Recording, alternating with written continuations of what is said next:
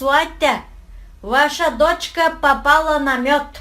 Да, конечно. Я ей вообще не разрешаю даже стол поднимать. Сама поднимаю. Да, посуду сама мою. Конечно, пусть отдыхает там себе. Я всегда...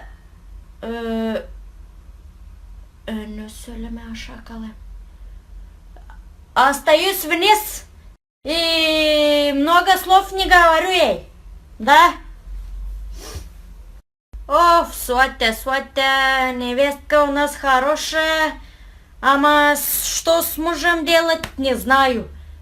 Постоянно пьет, постоянно пьяный. Вчера пришел этот босоножки все грязные. Это говорит ему, где ты грязь нашел? Пусть собаки покушают твою голову, скотина.